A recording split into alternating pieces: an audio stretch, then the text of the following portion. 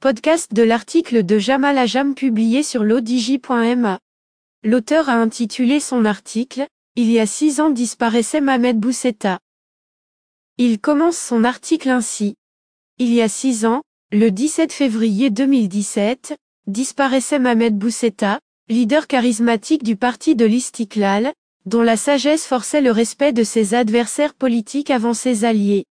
Boussetta avait incarné, depuis 1974, année où il succéda au Zaïm Malal El-Fassi, le porte-flambeau de la lutte pour la défense des constantes de la nation et des principes et valeurs prônés, pour l'édification d'une société égalitaire. Militant depuis son jeune âge, ténor du barreau, par 2 fois bâtonnier, plusieurs fois ministre, son parcours et sa riche expérience, ainsi que son charisme, lui ont conféré la stature d'un homme d'État respecté, à la clairvoyance unanimement saluée.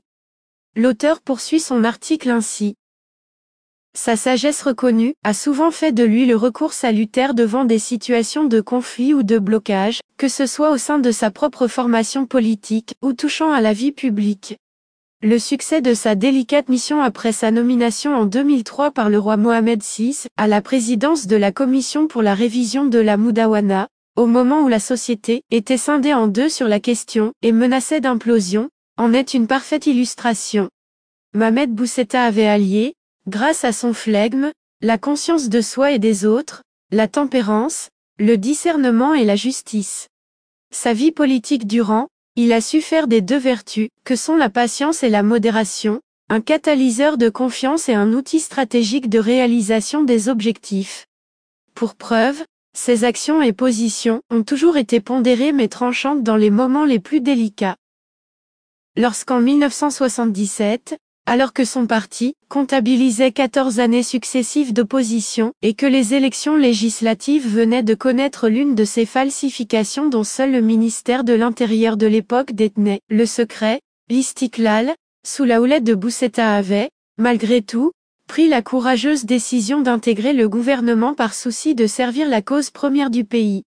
Le Maroc venait en effet de récupérer ses provinces sahariennes par le biais de la Marche verte et Boussetta allait justement occuper le poste de ministre des Affaires étrangères et consacrer le plus clair de son temps, en tant que chef de la diplomatie, au service de cette cause. Le même élan militant avait dicté, vers la fin des années 80, peu de temps après que l'Istiklal ait regagné le banc de l'opposition, la mise en route d'une action commune avec l'autre grande force de l'opposition, l'Union socialiste des forces populaires de Abderrahim Bouabid, action qui donna par ailleurs lieu à la retentissante motion de censure de 1989. Jamal Ajam précise ainsi. Ce travail commun avait emboîté le pas à une autre action commune, syndicale celle-là, qui était en cours entre l'Union générale des travailleurs du Maroc et la Confédération démocratique du travail, 2 centrales syndicales proches des 2 formations politiques et instigatrices de la fameuse grève générale du 14 décembre 1990 qui a fortement impacté l'évolution politique du pays. De l'action commune politico-syndicale entre l'Istiklal et l'Union socialiste des forces populaires, allait naître la Koutla démocratique planifiée par les directions des 2 partis sous la conduite de Boussetta et Bouabid, et concrétisée ensuite, en 1992, avec le successeur de ce dernier, Abderrahmane Youssoufi, aux côtés des leaders historiques du Parti du Progrès et du Socialisme, de l'Organisation de l'Action démocratique populaire et de l'Union nationale des forces populaires de Abdallah Ibrahim. Le travail laborieux mené par la Koutla visait en premier lieu la réalisation de réformes politiques et constitutionnelles profondes et structurantes.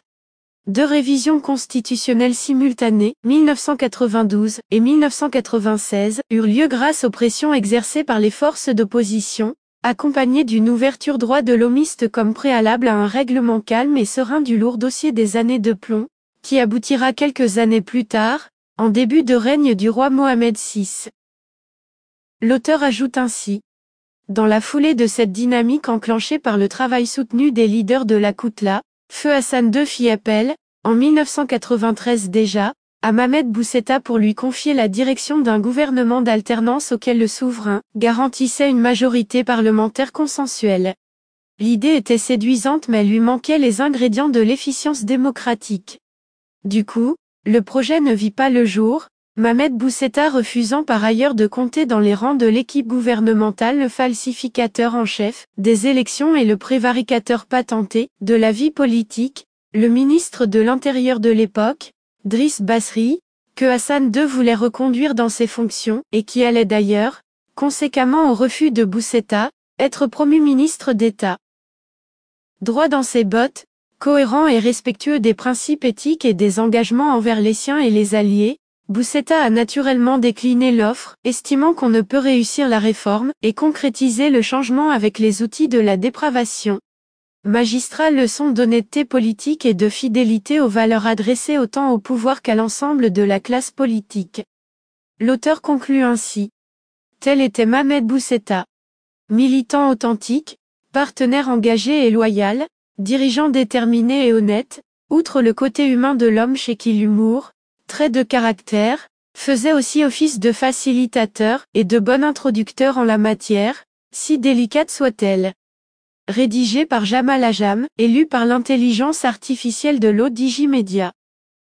N'oubliez pas de télécharger notre application l'Odigi Mobile sur Android et iOS, et de vous abonner à notre chaîne YouTube l'Odigi TV, si vous souhaitez être au courant des dernières actualités, podcasts et émissions télévisées.